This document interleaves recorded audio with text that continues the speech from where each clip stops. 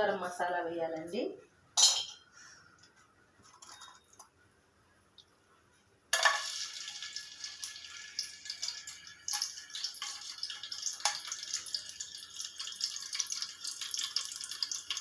ఉల్లిపాయ ఒకటి కట్ చేసింది,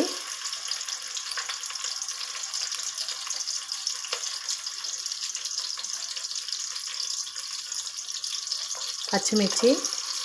ఇప్పుడు కొంచెం డ్యాన్స్ చేస్తుంది పచ్చిమిర్చి వేస్తే.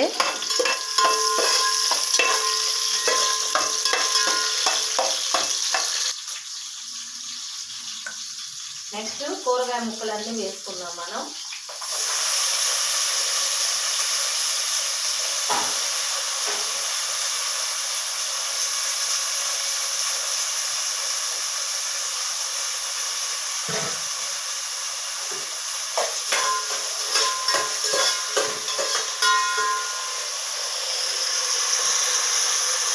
చక్కగా అన్నీ వేగాలండి.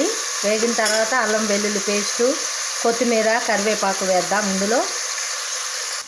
ఫ్రెండ్స్ 2 డబ్బాలు రైసు నానబెట్టానండి. ఈ విధంగా బాగా నానాయి. అవి వేగాక మనము రైస్ని వేసుకోవాలి. ఫ్రెండ్స్ ఇందులో ముఖ్యంగా మనం వేయవలసిన పదార్థం, అయ్యో నోరు కుదరట్లేదు నాకు, బఠానీ వేయాలి.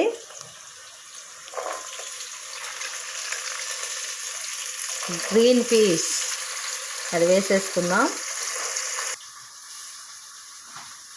ఫ్రెండ్స్ ఇందులో అల్లం వెల్లుల్లి పేస్ట్ వేస్తున్నాను, అలాగే టమాటో, కొత్తిమీర, కరివేపాకు.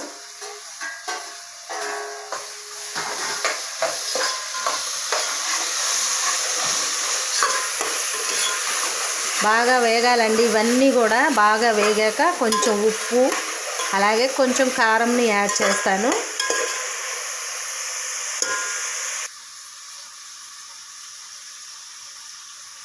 ఫ్రెండ్స్ కారం వేస్తున్నా, కొంచెం